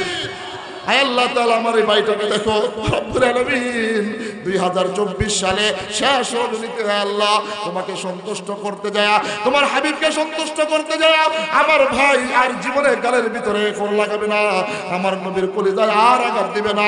ও যুবক ভাই, আমার এই ভাই যদি পারে, তুমি কেন পারবা না? আমার এই ভাই যদি ওয়াদা করতে পারে, তুমি কেন পারবা না? ও উত্তরহাটি ইসলাম প্রিয় যুব সমাজ, আরেকটা যুবক দেখতে চাই, দাঁড়াও, আরেকটা যুবক দেখতে চাই, প্রাণ ভরে দোয়া করে যাব। আল্লাহ তোমার রিজিকের মধ্যে বরকত দিবে, তোমার হায়াতের মধ্যে বরকত দিবে। ও দোস্ত, একটা যুবককে দেখতে চাই, আমিও যুবক, তুমিও যুবক। আর যুবক এই দুনিয়াতে কিন্তু থাকতে পারবা না, দুনিয়া থেকে চলে যেতে হবে। ও যুবক ভাই, আরেকটা যুবক আমি দেখতে চাই, শেষমেশ একটা যুবক আমি দেখতে চাই, একটা লাভ দিয়া তারা বলবেন, ও হুজুর, জীবনে যা করেছি আজকে রজনীতে তওবা করে এই গালের ভিতরে আর আমি ফোর লাগাবো না। একটা যুবক দেখতে চাই, দাঁড়ান, দাঁড়ান, 30টা সেকেন্ড, একটা যুবক দাঁড়ান, একটা যুবক, প্রাণ ভরে দোয়া করবো আজকে সবার জন্য। একটা যুবক দাঁড়ান যে হুজুর, আর জীবনে দাঁড়িয়ে আমি ফোর লাগাবো না। একটা যুবক দাঁড়ান, নাই, একটা যুবক নাই। এ যুবক ভাই, নাই, একটা যুবক নাই। লিল্লাহে তাকবীর, দাঁড়ান, দাঁড়ান, লিল্লাহে তাকবীর। নাম কি আমার ভাইয়ের? দাঁড়ান, নাম, দাঁড়ান, দাঁড়ান, দাঁড়ান, নাম কি আমার ভাইয়ের? তালহা। আমার নবীর প্রিয় সাহাবী তালহার নামে তালহা। আল্লাহ আমার হাবিবকে ভালোবেসে আল্লাহ গালের ভিতরে আর ফুল লাগবে না ওয়াদা করেছে। আমার ভাই তালহাকে তুমি কবুল আর মঞ্জুর করে নিও। তোমার প্রিয় সাহাবী তালহার হাতে হাত মিলায়া মালিকের তৈরি জান্নাতের মধ্যে নিয়ে মেহমান বানায় দিও। চিৎকার মেরে বলেন আমিন। ও দোস্ত, যেই কথা বলতেছিলাম, ওই যুবক রাসূলের হুজরা মুবারকের সামনে কান্নাকাটি করতেছে। হযরত ওমর রাসূলের এই অবস্থা দেখে দুই চোখের পানি ছেড়ে দিয়েছে। হযরত ওমর বলেন, ইয়া রাসূলুল্লাহ, একটি যুবক আপনার সাথে সাক্ষাৎ করতে আসছে। বলে, কি হয়েছে যুবকের?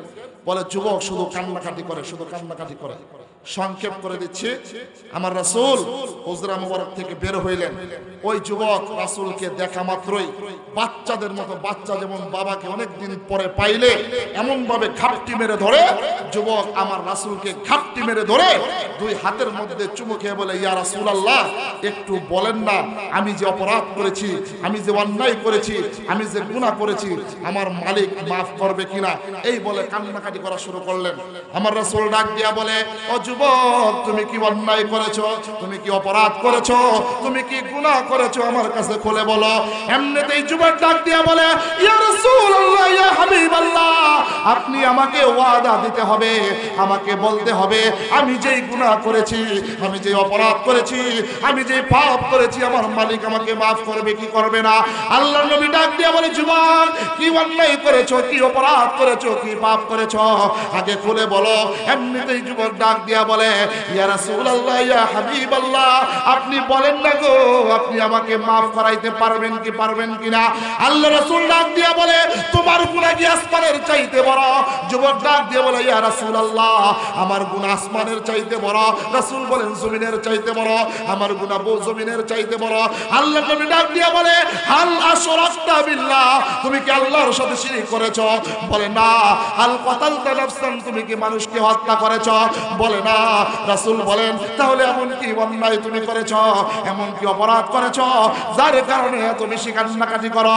আল্লাহর নবীর সাহাবী হযরত জুবার ডাক দিয়ে বলে, ইয়া রাসূলুল্লাহ, ইয়া হাবিবাল্লাহ, ও নবীজি একটু বলেন না গো, আমি যে অন্যায় করেছি, যে অপরাধ করেছি, আমার মালিক আমাকে ক্ষমা করে দিবেন কিনা?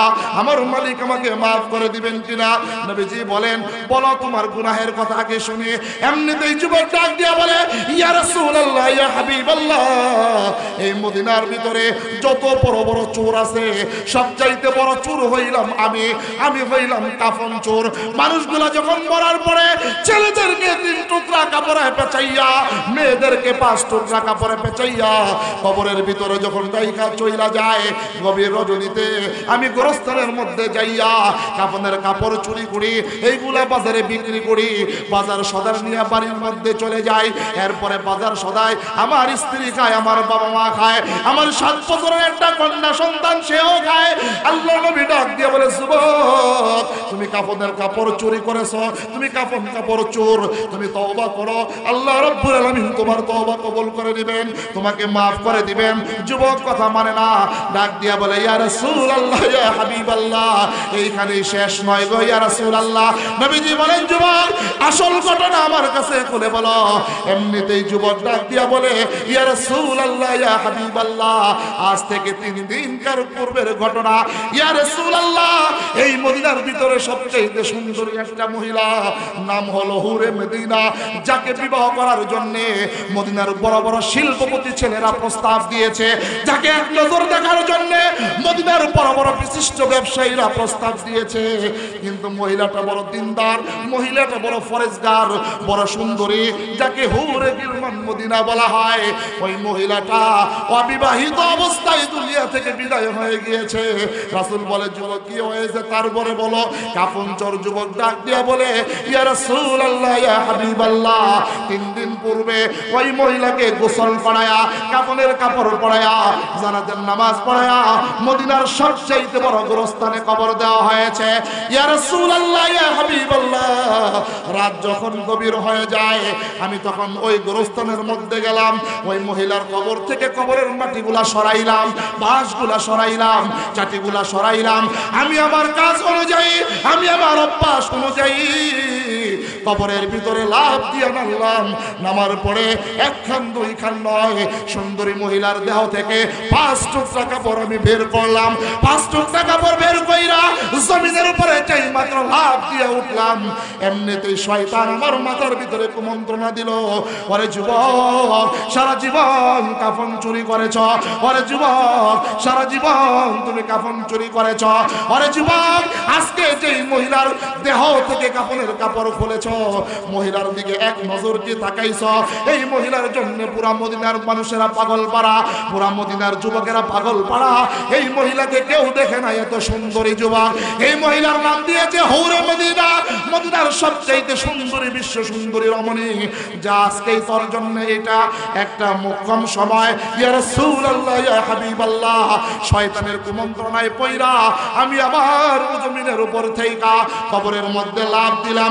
ইয়া রাসূলুল্লাহ, কবরের ভিতরে লাফ দিয়া উলঙ্গ নারীর চেহারার দিকে যেই মাত্র দৃষ্টি করলাম, মনে মনে ভাবতে লাগলাম, কত সুন্দর রমণী, আসলে বাস্তবে সুন্দর রমণী।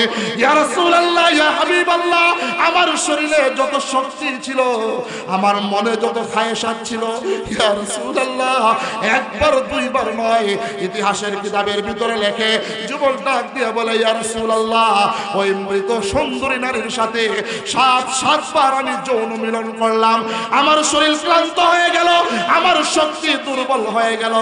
আমি সাতবার যৌন মিলন করার পরে কবর থেকে যখন লাফ দিয়া ওইটা বাজারের দিকে রওনা হইলাম, এমনিতেই কবর থেকে কে যেন আওয়াজ দেওয়া শুরু করে, ডাক দিয়ে বলে, যুবক, মানুষেরা আমাকে পবিত্র বানাইয়া গোসল দিয়া জানাজার নামাজ পড়াইয়া 5 টুকরা কাপড়ের মধ্যে পেঁচাইয়া কত সুন্দর ভাবে কবর আমাকে রাইখা দিয়া চইলা গেল। আরে যুবক, তুই আমাকে অপবিত্র করলি, তুই আমাকে উলঙ্গ করলি, মালিকের সামনে আমি কি নিয়ে দাঁড়াবো? মালিকের সামনে আমি কেমনে দাঁড়াবো? ও যুবক, তোর কি মরণের কথা স্মরণ হয় না? কবরের আযাবের কথা স্মরণ হয় না? জাহান্নামের আগুনের কথা স্মরণ হয় না? ইয়া রাসূলুল্লাহ, ইয়া হাবিবাল্লাহ, কবরের মধ্য থেকে যেই মাত্র এই কথাগুলো বলা শুরু হইল, আমার মরণের ভয় কম্পন সৃষ্টি হয়ে গেছে। আমার আর ভালো লাগে না, আমার আর কিছু খাইতে মনে চায় না। একবার কবরের ডান পাশে দৌড়াই, আরেকবার বাম পাশে দৌড়াই, আরেকবার সামনে দৌড়াই, আরেকবার পিছনে দৌড়াই। ইয়া রাসূলুল্লাহ, আমি যে অন্যায় করেছি, আমি যে অপরাধ করেছি, আমার মালিক আমাকে মাফ করে দিবেন গো। ইয়া রাসূলুল্লাহ, আমি বাড়িতে গেছিলাম, বাড়িতে যাওয়ার পরে আমার ছেলেটা, আমার মেয়েটা 3 দিন পর্যন্ত না খাওয়া, ক্ষুধার যন্ত্রণা সহ্য করতে না পাইরা পাখির ডানার মতো 2টা হাত মেইলা আমাকে ডাক দিয়ে বলে, বাবা, আজ 3 দিন পর্যন্ত খাবার দাও না, ক্ষুধার যন্ত্রণা সহ্য হয় না। ওরে বাবা, পারলে খাবার দাও, না পারলে গলা টিপে মেরে ফেলো। ইয়া রাসূলুল্লাহ, একদিকে পরিবারের যন্ত্রণা, আরেকদিকে গুনাহের যন্ত্রণা। আপনি বলেন না গো, আমি যেই গুনাহ করেছি, যে অপরাধ করেছি, আমার মালিক আমাকে মাফ করে দিবেন কি দিবেন না? এমনিতেই আল্লাহর নবী যুবককে 2 হাত ধরে ধাক্কা দিয়ে বলে, যুবক, নিশ্চয়ই নিশ্চয়ই তুমি বড় অপরাধ করেছো, তোমাকে ক্ষমা করবে কি করবে না আমি জানি না, যাও তুমি আমার দরবার থেকে বের হয়ে যাও। যেই মাত্র আল্লাহর নবী এই কথা বলেছে, যুবক মদিনার বালুতে গড়াগড়ি খাওয়া শুরু করলো, আর ডাক দিয়া বলতে লাগলো, আমি কোন সাহাবীর গোরস্থানের মধ্যে যাই নাই, কোন সাহাবীর দরবারের মধ্যে যাই নাই, রহমতের নবীর দরবারে গিয়েছি। আমি মনে মনে ভেবেছি, আবু বকর বিদায় দিতে পারে, ওমর বিদায় দিতে পারে, ওসমান বিদায় দিতে পারে, আলী বিদায় দিতে পারে, রহমতের নবী তার গুনাহগার উম্মতকে বিদায় দিতে পারে না। নবী যখন আমাকে উম্মত তার দরবার থেকে আমাকে বিদায় করে দিয়েছে, মনে হয় আসমানের নিচে জমিনের উপর আমার চাইতে পাপিষ্ঠ বান্দা কেউ নাই। এই কথা বলে বলে পাপিষ্ঠ যুবক বাড়িতে যায় না, গলিতে গলিতে ঘুরে না, মদিনার পাহাড়ের টিলায় চলে গেল। মালিক, তুমিও যদি তোমার দরবার থেকে এই গুনাহগার যুবককে ফিরিয়ে দাও, বলো না যুবক কার দরবারে গিয়ে ইশারা করবে, কার দরবারে গিয়ে হাত পাতবে। 1 দিন 2 দিন 3 দিন যায়, 40 দিন পরে মালিকের রহমতি কুদরতি জোয়ারের ভিতরে জোয়ার চলে এসে এমনিতে আমার মালিক ডাক দিয়া বলে, ওরে জিবরাইল, যে আমার হাবিবকে জানায়া দে, আমি এই যুবকের তওবাকে কবুল কইরা যুবককে জান্নাতি মেহমান হিসেবে কবুল আর মঞ্জুর করে নিলাম। একটু জোরে কন্যা সুবহানাল্লাহ।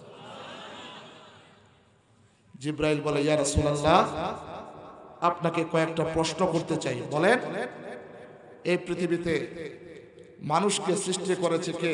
রাসূল বলেন, আল্লাহ। এই পৃথিবীতে মানুষের রাজ্জাক দাতাকে, রিজিক দাতাকে? রাসূল বলেন, আল্লাহ। এই পৃথিবীতে মানুষের গুনাহ ক্ষমাকারীকে? রাসূল বলেন, আল্লাহ। জিবরাইল বলেন, ইয়া রাসূলুল্লাহ, 40 দিন পূর্বে আপনার দরবার থেকে যে যুবক ফিরে গেছে, আল্লাহ তাআলা দয়া করে ওই যুবকের তওবা কবুল করে তাকে মাফ কইরা জান্নাতে মেহমান হিসেবে কবুল আর মঞ্জুর করেন। দোস্ত, এরপরে আল্লাহর নবী সাহাবায়ে কেরামকে পাঠাইলেন, যা ওই যুবককে নিয়ে আসো। সাহাবায়ে কেরাম গেলেন পাহাড়ের টিলায়, এমনিতেই পাহাড়ের মধ্যে পয়রা পয়রা কুদরতি সিজদায় পয়রা পয়রা ডাক দিয়া বলে, খালাকতানি ওয়া আনা আবুদুক, তুমি আমাকে সৃষ্টি করেছো, আমি তোমার বান্দা, আমাকে কি ক্ষমা করে দিবা না? আমাকে কি মাফ করে দিবা না? তুমি যদি আমার তোমার দরবার থেকে ফিরাইয়া দাও, বলো না এই পাপিষ্ঠ বান্দা কার দরবারে গিয়ে ইশারা করবে, কার দরবারে গিয়ে হাত বাঁধবে। এমনিতেই আবু যর গিফারি যুবককে পিছন দিক দিকে জড়ায়া দইরা বলে, ওরে যুবক আর কান্নাকাটি করতে হবে না, চল নবীর দরবারে চল। যুবক ডাক দিয়া বলে, ততক্ষণ পর্যন্ত নবীজির দরবারে আমি যাব না যতক্ষণ পর্যন্ত নবী আমাকে ক্ষমার ঘোষণা না শোনাবে। এমনিতেই হযরত ওমর ডাক দিয়া বলে, আজ যুবক তোমার উপর আয়াত নাযিল হয়ে গিয়েছে। আমি যে আয়াতে কারিমা তেলাওয়াত করেছি শুরুতেই, আল্লাহ রাব্বুল আলামিন বলেন, কুল ইয়া ইবাদিয়াল্লাযীনা আসরাফু আলা আনফুসিহিম লা তাকনাতু মির রাহমাতিল্লাহ। ও নবী, ইয়া ইবাদি, আমার বান্দাদেরকে বলে দেন, আল্লাযীনা আসরাফু, যারা ইসরাফ করেছে, যারা অন্যায় করেছে, যারা অপরাধ করেছে, লা তাকনাতু মির রাহমাতিল্লাহ, এই সমস্ত গুনাহগার বান্দা বান্দীরা আমার রহমত থেকে যেন নৈরাশ না হয়। ইন্নাল্লাহ, নিশ্চয়ই আমি আল্লাহ, ইয়াগফিরুয যুনুবা জামিআ, সমস্ত গুনাহ ক্ষমাকারী। ইন্নাল্লাহ, নিশ্চয়ই আমি আল্লাহ, গফুর রহিম। এমনিতেই আয়াত নাযিল হয়ে গেল। যুবক সহ সাহাবায়ে কেরাম রাসূলের দরবারে চলে আসে। এমনিতেই মাগরিবের নামাজ শুরু হয়ে যায়। নবীজি মাগরিবের নামাজ শুরু করে দেন। মাগরিবের নামাজের মধ্যে দাঁড়ায়া নবীজি তেলাওয়াত শুরু করে দেয়, আল কারিয়া মাল কারিয়া ওয়া মা আদরাকা মাল কারিয়া। আরে কিয়ামতের ভয়াবহ আয়াতগুলো আল্লাহর নবী পড়া শুরু করে দেয়। আল কারিয়া বলে, মাল কারিয়া বলে, ওয়া মা আদরাকা মাল কারিয়া। তাফসীরের কিতাবের ভিতরে লেখে, মাগরিবের নামাজে রাসূল করিম সাল্লাল্লাহু আলাইহি ওয়াসাল্লাম যখন বলে মাল কারিয়া, ওই যুবক এমন একটা চিৎকার মারে, কবরের আযাবের ভয়ে, জাহান্নামের আগুনের ভয়ে, কবরের আযাবের ভয়ে যখন চিৎকার মারে, নবীজির সাহাবী পাপিষ্ঠ যুবক ওই চিৎকারে কলিজা ফেটে দুনিয়া থেকে বিদায় হয়ে যায়। নবীজি নামাজ শেষ করে দেয়। সমস্ত সাহাবায়ে কেরাম যুবকের কাছে চলে যায়, নবীও যুবকের কাছে চলে যায়। আমার আপনার নবী ওনার দুইটা মোবারক বরকতময় হাত দিয়া ওই পাপিষ্ঠ সাহাবীকে ধইরা নবীজি কলিজা মোবারকের সাথে মিশাইয়া কপালের মধ্যে চুমু খাইয়া বলে, ওরে সাহাবীরা রে, নে আমার এই পাপিষ্ঠ যুবকের গোসল তোরা নিজেরা দে, আর নিজেরা কাপড়ের কাপড় পরা, আমি নবী নিজেই জানাজা পড়াবো। নবী নিজেই জানাজা পড়াইয়া আমার নবী, আপনার নবী নিজেই কবরের মধ্যে নাইমা দুইটা হাত বাড়াইয়া যুবককে নিয়ে কবরের মধ্যে রাইখা মালিকের দরবারে ডাক দিয়া বলে, ওগো মালিক, এই পাপিষ্ঠ যুবকের উপরে আমি খুশি, মেহেরবানি করে তুমিও খুশি হয়ে যাও। এই পাপিষ্ঠ যুবক এত বড় জঘন্য অপরাধ করার পরেও যদি মালিকের দরবারে মাফ পেয়ে যায়, ও দোস্ত, কেন আশা হারাম? হ্যাঁ, কেন আশা হারাম? আজকে আসেন আমরা সকলেই মিলে ঝিলে নিজের গুনাহের পথে অনুতপ্ত করে, আমি কি অন্যায় করেছি এই পৃথিবীর কেউ জানে না, আমি কি অপরাধ করেছি এই পৃথিবীর কেউ জানে না, একমাত্র কেবলমাত্র আমার মাওলা জানে। দোস্ত আসেন আজকে এই চোখের কোণা দিয়া এক ফোঁটা পানি সাইরা মালিককে মনে মনে ডাক দিয়া, ও মালিক, 2024 সাল চলে গেছে, দুনিয়ার সব কিছু সমাধান করেছি কিন্তু নিজের গুনাহ সমাধান করতে পারি নাই। আজকে তওবা করতেছি, আজকে তওবার মাধ্যমে আল্লাহ তোমার সাথে কালেকশন লাগাইয়া দিছি। আমার মালিক ডাক দিয়া বলেন, আত্তাইবু মিনাজ যামবি কামাল্লা যামবালা। আমার মালিক ডাক দিয়া বলেন সূরা শুআরার মধ্যে, ইল্লা মান তাবা ওয়া আমানা ওয়া আমিলা আমালান সালিহা ফাউলাইকা ইউবাদদিলুল্লাহু সাইয়্যাতিহিম হাসানাত। আমার মালিক বলেন, আমার নাম তো গফুর, ক্ষমা করে দেই, আমার নাম তো রহিম, ক্ষমা করে দেই। আমার মালিক বলে, ও বান্দা, আমার নাম রহমান, রহমান, রহমান, রহমান, আমি বোনাসও দেই, বোনাসও দেই। তাফসীরের কিতাবের মধ্যে লেখে, সূরাতুশ শুআরায় আসে, আল্লাহ বলেন, যারা 40 বছর 50 বছর গুনাহ করছে, করার পরে যে ফাফিরু ইলাল্লাহ, মালিকের দরবারে চলে আসছে, তওবা করছে, আমার মালিক বলে তওবা করার পরে আমি তো তাদের গুনাহ মাফই করে দিয়েছি। ওই যে আমার নাম রহমান, তোরা জীবনে যত গুনাহ করছো এই গুনাহকে ইউবাদদিলুল্লাহু সাইয়্যাতিহিম হাসানাত, এই গুনাহকে নেক দ্বারা পরিবর্তন করে আমলনামায় উঠায় দিয়েছে। রাজি আছেন না ইনশাআল্লাহ? রাজি আছেন তো ইনশাআল্লাহ? নামাজ, রোজা, হজ, যাকাত না পড়লে কি অপরাধ সবাই জানে। এখন আর ওয়াজ না, এখন আমলের পালা। আমল করে করে মালিকের সন্তুষ্টি অর্জন করে করে এই দুনিয়া থেকে বিদায়ের পালা। আর যুবক ভাইদেরকে সর্বশেষ একটা মেসেজ দেব, যুবক, নামাজ যেমন ফরজ, রোজা যেমন ফরজ, হজ যেমন ফরজ, যাকাত যেমন ফরজ, সূরা বানী ইসরাঈলের 23 নম্বর আয়াতে আমার মালিক বলেন ওয়াবিল ওয়ালিদাইনি ইহসানা, পিতামাতার খেদমত ফরজ। যার মা নাই বাবা নাই তার কলিজা ছিঁড়েই দেখতে পারবা মা বাবার জন্য কেমন রক্তক্ষরণ হয়। ও দোস্ত, আমার সুর নাই সারায়াত নাই, আমার সুর নাই সারায়াত নাই, এলেম নাই হেলেম নাই, তোমাদের মতো প্রত্যেক দিন রাত্রে আল্লাহ রাব্বুল আলামিন শত শত মানুষের সামনে আমার মার দোয়া আমার বাবার দোয়া এই বয়ানের সুযোগ করে দেয়। আগামী কালকে সোনাগাজী সেই ফেনীতে বয়ান। ও দোস্ত, আজকে আপনাদেরকে সামনে নিয়ে অগোছালো কিছু কথা বললাম, এটা শুধুমাত্র কেবলমাত্র আমার মার দোয়া আমার বাবার দোয়া। 2020 সালে আমার মা ক্যান্সার আক্রান্ত হয়ে চলে গেছে। 2024 সালে 5 আগস্ট সকালবেলা, স্বাধীনের দিন সকালবেলা আমার বাবাকে কিডনি ড্যামেজ হয়ে দুনিয়া থেকে বিদায় হয়ে গেছে। মাগার বাপ মার দোয়া পাইছি, খেদমত করছি। এই জন্য যুবক ভাইদেরকে বলবো, ও যুবক ভাই, এই মা কত কষ্ট করছে, 10 মাস 10 দিন গর্ভ ধারণ করছে, কলস কলস রক্ত অতিবাহিত করে দুনিয়ার আলো বাতাস দেখাইছে। 2 বছর 2.5 বছর রক্ত আর পানি দুধ বানায়া পরে আমার খাওয়ায় তিল তিল করে মানুষ করছে।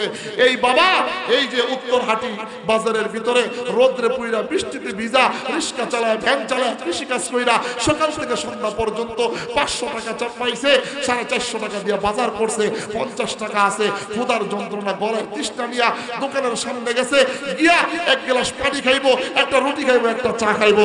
দোস্ত, তোমার আমার কথা মনে হয়েছে, বাবা খায় নাই, একটা কমলা নিয়ে বাড়িতে গেছে, গিয়া দেখে কলিজার টুকরা জাদুটা ঘুমায় গেছে। বাবা কমলা সুইলা সুন্দর কইরা যতক্ষণ পর্যন্ত কমলার একটা পিস আমার আপনার মুখে না দিছে বাবার কলিজা ঠান্ডা হয় নাই। এমন বাবার সাথে কেউ অন্যায় করেন, অপরাধ করেন না, এমন বাবাকে কষ্ট দিয়েন না। বাবাকে মাঝে মধ্যে হাত টিপে দিবেন, পাও টিপে দিবেন, বাবাকে বলবেন, বাবা সারা জীবন বাজার কইরা কইরা খাওয়াইছেন, দেন বাজারের ব্যাগটা আজকে আমি বাজারটা করি। বাবা সারা জীবন আপনি গ্যাসের বিল দিয়েছেন, কারেন্টের বিল দিয়েছেন, দেন আপনি রেস্ট নেন, আজকে আমি কারেন্টের বিলটা দিয়ে আসি। বাবাকে বলবেন, বাবা সারা জীবন গোসলের পরে নিজের লুঙ্গিটা মায়ে দিয়ে দিছে, দেন বাবা লুঙ্গিটা আমি ধুইয়া দেই। বাবাকে বলবেন, বাবা চলেন একসাথে মসজিদে নামাজ পড়তে যাই, বাবার গরম পানিটা আউগাইয়া দিবেন, চা বানাইয়া দিবেন, মার খেদমত করবেন, মার শাড়িগুলো ধুইয়া দিবেন, মাঝে মধ্যে মার হাত পা টিপে দিবেন, বিভিন্ন আইটেমের ফল কিনে মাকে খাওয়াইবেন, মা বাবাকে খুশি করবেন। আমার মালিক ডাক দিয়ে বলেন, রিদর রাব্বি ফি রিদল ওয়ালিদাই। হ্যাঁ, রাসূল বলেন পিতামাতার সন্তুষ্টি আল্লাহ তাআলার সন্তুষ্ট। আল্লাহ রাব্বুল আলামিন বলেন, আল জান্নাতু তাহতা আকদামিল উম্মাহাত। নেতাকে খুশি করো, পীরকে খুশি করো, ইমামকে খুশি করো, কত মানুষকে হাদিয়া দাও। ও দোস্ত, নিজের পিতামাতাকে তো কখনো খুশি করতে পারলা না। এই জন্য বলবো, বাবাকে কখনো কষ্ট দিও না, পিতামাতাকে সদা সর্বদাই সুখে শান্তিতে রাখবা, খেদমত করবা। রাজি আছে তো ইনশাআল্লাহ? সর্বশেষ মেসেজ একটা হলো, সেটা হলো দোস্ত, একটা জমানা ছিল যে যুবকেরা মুরব্বীদেরকে দেখলে অনেক দূর থেকে পাথরের মতো সোজা হয়ে দাঁড়াইতো। আর এখনকার যুবকের দৃষ্টি কালচার এমন হয়েছে, চরিত্র এমন হয়েছে, নিজের বাবার সমতুল্য কোনো মুরব্বী যদি আসে এলাকার ভিতরে, যুবক ভাই ওয়াজ মাহফিল দিলে কিন্তু শেষ নয়, নিজের চরিত্র পরিবর্তন করতে হবে। এখন অবস্থা এমন হয়েছে, বাবা সমতুল্য কোনো মুরব্বী যদি চলে আসে, দেখবেন সিগারেটটা খাইয়া দুয়ারা মুরব্বীর সামনে দেয়। কথা কোন ঠিক কিনা? ও দোস্ত, মুরব্বীদেরকে সম্মান করবেন, এটা রাসূলের সুন্নাত। আর মুরব্বীরা ছোটদেরকে স্নেহ করবেন। রাসূল বলেন, 3 কাজ যারা করবে এরা দাখিলাল জান্নাহ, বিনা হিসাবে জান্নাতে যাবে।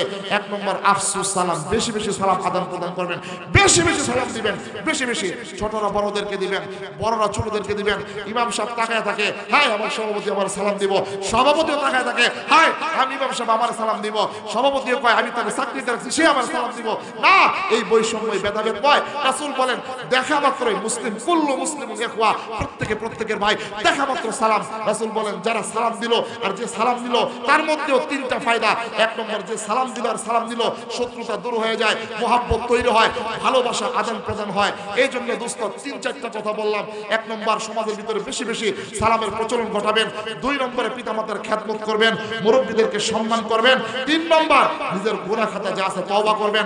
4 নম্বর যেটা বলছি, 5 ওয়াক্ত নামাজ যথাযথভাবে জামাতের সাথে আদায় করবেন। রাজি আছেন তো ইনশাআল্লাহ?